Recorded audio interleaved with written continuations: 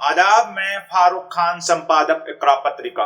Thar news इकरा पत्रिका के इस चैनल में आपका स्वागत है, आपका इस्तकबाल है।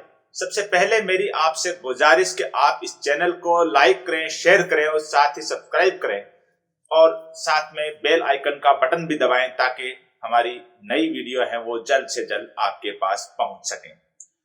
अब हम आज के इस एपिसोड में जो 5 जनवरी को प्रधानमंत्री नरेंद्र मोदी हैं जो पंजाब के दौरे पे गए थे, उनकी जो सुरक्षा में जो चूक बताई जा रही है, इस मुद्दे पे हम आज बात करना चाह रहे हैं कि ये प्रधानमंत्री की सुरक्षा में चूक थी या कोई राजनीतिक हथकंडा था।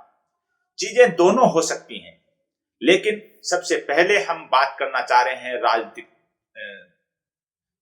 सबसे पहले हम इस पे बात करना चाह रहे हैं, माफ कीजिए, कि सुरक्षा में जो चूक हुई है उसके ऊपर। प्रधानमंत्री नरेंद्र मोदी हैं वो आज 5 जनवरी को पंजाब के फिरोजपुर में एक सभा को, एक रैली को संबोधित करने वाले। इसके लिए वो बठिंडा एयरपोर्ट पर उतरे और वहां से वो हेलीकॉप्टर के जरिए आगे जो राष्ट्रीय शहीद स्मारक है हुसैनीवाला और फिरोजपुर, वहां पहुंचना था उनको। लेकिन मौसम खराब होने की वजह से वो हेलीकॉप्टर से नहीं जा पाए और कुछ देर रुकने के बाद उन्होंने सड़क मार्ग से हुसैनीवाला जाना तय किया। होता यह है कि प्रधानमंत्री की जो सुरक्षा है वो पूरी तरह से जो एसपीजी के हाथ में है, केंद्रीय एजेंसी के हाथ में है। और केंद्रीय एजेंसी एसपीजी है वो प्रधानमंत्री को रवाना होने का तभी तय करती है कि जब पूरी तरह से सुरक्षा चाक चौबंद हो। क्योंकि हेलीकॉप्टर से जाना था और अचानक सड़क मार्ग से तय किया गया, इसके बावजूद जो खबर यह है कि पंजाब की पुलिस थी, पंजाब के पुलिस अधिकारी थे, उन्होंने उस रास्ते को सही बताया और क्लियर बताया और सड़क मार्ग से प्रधानमंत्री का काफिला रवाना हुआ। लेकिन बीच में जो एक फ्लाईओवर पे वहां जो प्रदर्शन हो रहा था, वहां एक भीड़ इकट्ठी थी और वहां प्रधानमंत्री का जो काफिला है वो रुक गया और एक तरह का चारों तरफ से प्रदर्शनकारियों ने, उनके वाहनों ने उस काफिले को घेर लिया या काफिले को रोक लिया। चीजें जो भी हो सकती हैं, लेकिन पहली चीज तो यह है कि यकीनन ये प्रधानमंत्री की सुरक्षा में बहुत बड़ी एक चूक थी, सुरक्षा में बहुत बड़ी एक सेंधमारी थी जो नहीं होनी चाहिए। क्योंकि विश्व के सबसे बड़े लोकतंत्र के अंदर जब तत्कालीन प्रधानमंत्री इंदिरा गांधी का उन्हीं के अंगरक्षकों ने जब उनकी हत्या कर दी थी, तो उसके बाद एसपीजी का गठन हुआ था, एसपीजी बनी थी, जो प्रधानमंत्री के लिए एक तरह की सुरक्षा की स्पेशल फोर्स है। और प्रधानमंत्री की सुरक्षा में जब ऐसी सेंध हो तो बड़े सवाल उठते हैं। अब पंजाब की पुलिस कुछ और कह रही है, पंजाब की सरकार यानी वहां के जो चीफ मिनिस्टर हैं चन्नी, वो कुछ और कह रहे हैं, केंद्रीय गृह मंत्रालय है वो कुछ और कह रहा है, बीजेपी के नेता हैं वो कुछ और कह रहे हैं और कांग्रेस के नेता हैं वो कुछ और कह रहे हैं। यानी सब अपनी अपनी सफाइयां दे रहे हैं और सब एक दूसरे पे आरोप लगा रहे हैं। बहरहाल सबसे बड़ी चीज यह है कि नंबर 1 कि प्रधानमंत्री की सुरक्षा में चूक हुई है, उसके लिए जिम्मेदार कौन है, इसकी पूरी ईमानदारी से, पूरी गंभीरता से जांच होनी चाहिए और जो भी इसके लिए दोषी है उच्च से उच्च अधिकारी हो, चाहे वो एसपीजी का हो, चाहे वो पंजाब पुलिस का हो या चाहे कोई और हो, उसको उसके खिलाफ कार्रवाई होनी चाहिए, उसके सजा मिलनी चाहिए जो भी सुरक्षा में जिसने चूक की है, जिसकी वजह से चूक हुई है। अब बात यह है कि जब वो काफिला वहां प्रदर्शनकारी आ गए उस रोड के ऊपर, तो पहली चीज ये है कि प्रधानमंत्री का जो काफिला वहां से वापस मुड़ा और प्रधानमंत्री वापस दिल्ली आ गए। इसके बारे में जो एक चीज ये भी मिल रही है और जो कांग्रेस ने खुद ने आरोप लगाए हैं कि फिरोजपुर की जो सभा थी उसके अंदर उम्मीद से बहुत कम भीड़ आई और प्रधानमंत्री ने या बीजेपी के नेताओं ने या अधिकारियों ने उस रैली को या उस सभा को रद्द करना तय कर लिया क्योंकि वहां भीड़ नहीं थी। ये आरोप कांग्रेस पार्टी के नेता लगा रहे हैं कि वहां भीड़ नहीं थी, इसलिए प्रधानमंत्री ने ये रैली रद्द कर दी। सुरक्षा में चूक अपनी जगह है, भीड़ नहीं आना अपनी जगह है, लेकिन सबसे बड़ी चीज यह है कि जिन लोगों ने जो हाईवे को घेर रखा था, जो प्रदर्शन कर रहे थे, जाहिर सी बात है कि वो देश के नागरिक थे, जो चाहे किसान के रूप में हो, चाहे वो मजदूर के रूप में हो, जो विरोध प्रदर्शन कर रहे हैं। और ये भी एक सच्चाई है कि जो 3 काले कृषि कानून हैं जिनको वापस लिया गया है चंद दिनों पहले, उस वजह से किसानों में जबरदस्त गुस्सा है केंद्र सरकार को लेकर, प्रधानमंत्री को लेकर के। लेकिन एक बड़ी चीज ये है कि प्रधानमंत्री भी देश के हैं, वो जनता भी देश की है। इतने जो प्रदर्शनकारी थे और उनके साथ में जो पंजाब की पुलिस थी और वहां एसपीजी के जो प्रधानमंत्री के सुरक्षा अधिकारी थे, इन सब के बावजूद मेरा यह मानना है कि प्रधानमंत्री को वहां से वापस नहीं जाना चाहिए था। प्रधानमंत्री को उन प्रदर्शनकारियों के बीच में खड़े होकर के बात करनी चाहिए, क्योंकि वो प्रदर्शनकारी भी देश के नागरिक थे। क्योंकि प्रधानमंत्री जब से 7 साल में बने हैं, वो जो आकाशवाणी पे, रेडियो पे जो मन की बात कहते हैं, वो 1 वे ट्रैफिक होता है। प्रधानमंत्री अपने मन की बात कह देते हैं, लेकिन जनता की मन की बात नहीं सुनते हैं। प्रधानमंत्री ने 7 साल के अंदर कोई प्रेस कॉन्फ्रेंस नहीं की है, यानी पत्रकारों के सामने भी नहीं बैठे हैं। तो प्रधानमंत्री अपने मन की बात तो कह देते हैं, लेकिन जनता के मन की बात नहीं सुनते हैं। मेरा यह मानना है कि प्रधानमंत्री को वापस जाने की बजाय उन प्रदर्शनकारियों के बीच में जाकर के उनकी पीड़ा को सुनना चाहिए, उनकी समस्याओं का समाधान करने का आश्वासन देना चाहिए।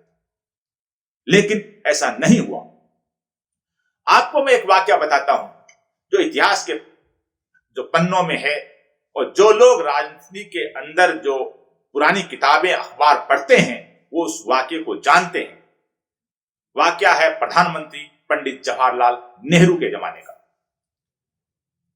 समाजवादी नेता डॉक्टर राम मनोहर लोहिया एक कद्दावर विपक्षी नेता हुआ करते थे नेहरू के जमाने में।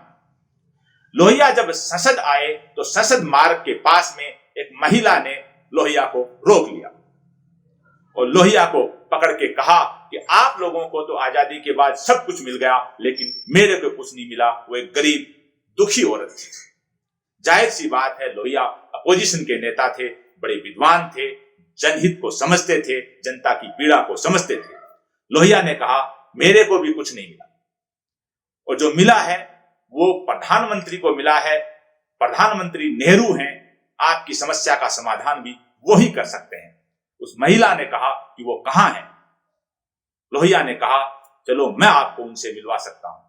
संसद के पास में, संसद मार्ग से लोहिया उस महिला को उस जगह लेकर के आ गए जहां प्रधानमंत्री नेहरू की गाड़ी पार्क हुआ करती थी।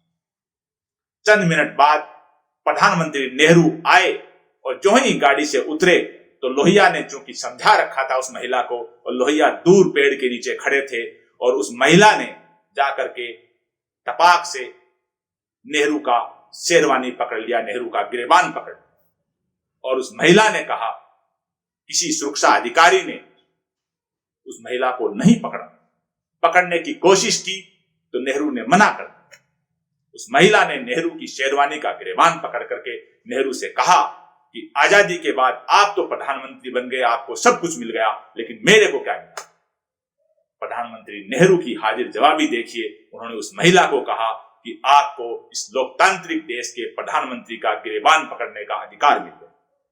ये तालमेल होना चाहिए देश के प्रधानमंत्री का और जनता का, कि जनता का कोई आदमी है वो सवाल पूछ सके अपने प्रधानमंत्री से, अपने प्रधानमंत्री को अपनी बात है, अपनी समस्या है वो सुना सके, और प्रधानमंत्री के साथ आसानी से डायलॉग कर सके। तो मेरा यह मानना है कि प्रधानमंत्री को वहां से दिल्ली वापस लौटने की बजाय उन प्रदर्शनकारियों के बीच में जाना चाहिए था, उनकी समस्या को सुनना चाहिए था, कि उनकी समस्या का उचित समाधान करने का पुख्ता आश्वासन देना चाहिए था। बहरहाल ये नहीं हुआ। अब बात करते हैं कि राजनीतिक हथकंडे पर। सुरक्षा चूक हुई है, लेकिन जो राजनीतिक हथकंडा है कि इस चीज को लेकर के कांग्रेस अपनी बात कह रही है, बीजेपी अपनी बात कह रही है। पंजाब में राष्ट्रीय शासन की मांग की जा रही है और पंजाब को एक अलग तरह से पेश करने की कोशिश की जा रही है। मेरा यह मानना है कि आज के 30 साल पहले पंजाब है वो आतंकवाद में, अलगाववाद में जल रहा था। पंजाब एक बॉर्डर स्टेट है। दूसरा, चीन और पाकिस्तान जिनका गठजोड़ और भारत के खिलाफ षड्यंत्र है वो सबके सामने है। पंजाब जैसे स्टेट को जो बॉर्डर पे है, जहां 30 साल पहले जबरदस्त अलगाववाद और आतंकवाद था, उस स्टेट को हमारे जो सत्ताधीश हैं, हमारा विपक्ष है, हमारे नेता हैं, मीडिया है, उसको बड़ी गंभीरता से लेना चाहिए। उस चीज को ऐसे पेश नहीं करना चाहिए कि पंजाब में सुरक्षा नाम की कोई चीज नहीं है। कुछ चैनलों ने जो बड़े अलग अंदाज में इस एपिसोड को दिखाया, वो भी हमारे नजदीक बहुत बड़ा गलत है। राजनीतिक रोटी जो सेकी जा रही है, जो बीजेपी और कांग्रेस दोनों की तरफ से इस मुद्दे को लेकर, ऐसा नहीं होना चाहिए था। नहीं, बीजेपी कम है, बीजेपी भी इस मुद्दे को लेकर के कांग्रेस को घेरना चाह रही है, और कांग्रेस है वो इस चीज को लेकर के बीजेपी को, केंद्रीय गृह मंत्रालय को घेरना चाह रही है, केंद्रीय एजेंसियों को घेरना चाह रही है। बहरहाल प्रधानमंत्री की सुरक्षा के मामले में चूक हुई है, उसके लिए केंद्रीय एजेंसियां, आईबी, एसपीजी या पंजाब पुलिस जो भी जिम्मेदार है, भारत के प्रधानमंत्री हैं वो, और उनको 15-20 मिनट अगर कहीं रुका जाए, कहीं प्रदर्शनकारियों द्वारा घेर लिया जाए, ये गंभीर सुरक्षा चूक है, मेरा ये मानना है। लेकिन साथ में मेरा ये भी कहना है कि प्रधानमंत्री को उन प्रदर्शनकारियों के बीच में रुकना चाहिए था, उनकी पीड़ा को सुनना चाहिए था, उस पीड़ा का समाधान भी करना चाहिए था। अब बात दूसरी है कि प्रधानमंत्री मोदी हैं, उनको पिछले कुछ महीनों से मीडिया ने एक तरह से नजरअंदाज करना शुरू कर दिया।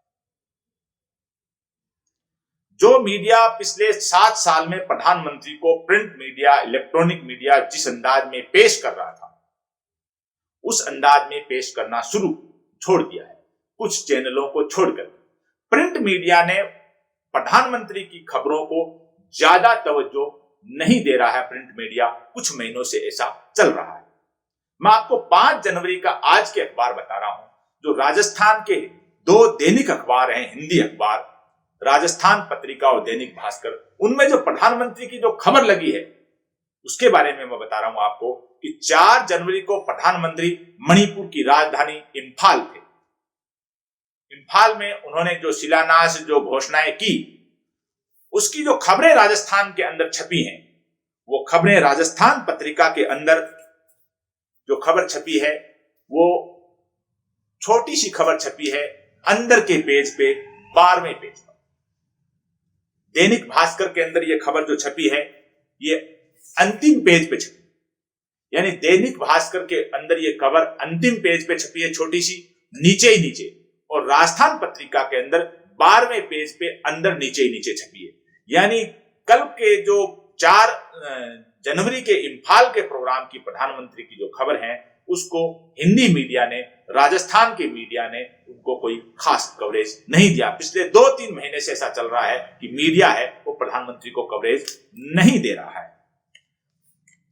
तो नहीं दे रहा, उसके पीछे भी है कि लगातार 7 साल में मीडिया ने जिस हिसाब से प्रधानमंत्री को कवरेज दिया है, लेकिन देश की समस्याएं वहां की वहां ही हैं, और मीडिया ने जो खास तवज्जो प्रधानमंत्री को देना शुरू की, तो जनता के अंदर गोदी मीडिया के नाम से एक नैरेटिव तय किया गया, और जो भी प्रधानमंत्री को प्राथमिकता से जो छापना शुरू किया, उस चीज को गोदी मीडिया कह करके कटघरे में खड़ा करना शुरू किया। जनता की समस्याएं, चाहे वो किसानों की हो, मजदूरों की हो, बेरोजगारी की हो, चाहे वो नोटबंदी के बाद जो हालात पैदा हुए हैं उनसे हो, चाहे वो आनन फानन में लगाए गए जीएसटी से जो हालात पैदा हुए हैं उनसे हो, यानी जनता की समस्याएं वैसे की वैसे जो खड़ी है मुंह फैलाए हुए। और अगर इसको ज्यादा नहीं कहा जाए तो 2012-13 में जनता के पास अगर समस्याएं थी, उनसे ज्यादा खतरनाक समस्याएं आज जनता के पास बेरोजगारी की आज सामने है। और उसके अंदर जब आनन फानन में बगैर किसी तैयारी के जब 2020 के मार्च में प्रधानमंत्री ने पूरे देश में कोरोना लॉकडाउन लगाया, उससे तो समस्याएं और ज्यादा विकराल हो गई। तो मीडिया पे सवाल उठने लग गए कि भाई प्रधानमंत्री ने ऐसा 7 साल में कुछ किया ही नहीं है, तो आप इतनी प्राथमिकता से उनको क्यों छाप रहे हो। तो प्रिंट मीडिया ने पिछले 3-4 महीने में प्रधानमंत्री को छापना छोड़ दिया, यानी प्राथमिकता से छापना छोड़ दिया। उन खबरों को, छोटी खबरें अंदर के पेज पे, पीछे के पेज पे डालना शुरू कर दिया। अब जो इंफाल में जो प्रधानमंत्री ने बोला है, प्रधानमंत्री ने इंफाल में जो बात कही है कि पहले की जो पहले पूर्वोत्तर का मतलब पूर्व की ओर मत देखो, यानी जो पहले की सरकारें थी वो पूर्वोत्तर की तरफ जो राज्य हैं उनकी तरफ नहीं देखती थी। तो ऐसी लैंग्वेज प्रधानमंत्री ने बोली है कि उन्हीं की पार्टी के अटल बिहारी वाजपेयी हैं, वो 6 साल देश के प्रधानमंत्री रहे हैं। उनसे पहले गैर कांग्रेसी प्रधानमंत्री के तौर पे Morarji Desai, Chaudhary Charan Singh, VP Singh, Chandrashekhar, HD Deve Gowda, IK. Gujral, ये लोग भी देश के प्रधानमंत्री रहे हैं। कांग्रेस की सरकारें भी 50-55 साल रही हैं। ऐसा नहीं है कि 7 साल पहले देश की सरकारों ने पूर्वोत्तर के लिए कुछ नहीं किया। आज वहां असंख्य पुल, रेलवे ओवरब्रिज, बांध, स्कूल, कॉलेज, अस्पताल, सड़कें जो बने हुए हैं, क्या 7 साल पहले वो नहीं थे? जाहिर सी बात है उनमें से अधिकतर हैं वो 7 साल पहले के बने हुए हैं, 7 साल के अंदर भी बने हैं। लेकिन प्रधानमंत्री का यह कहना कि पहले की सरकारें पूर्वोत्तर की तरफ एक तरह से नहीं देखती थी, ये अपने आप में एक गलत है और मीडिया ने प्रधानमंत्री को कवरेज देना एक तरह से छोड़ दिया है। आज के इस एपिसोड में बस इतना ही। जय हिंद, जय भारत।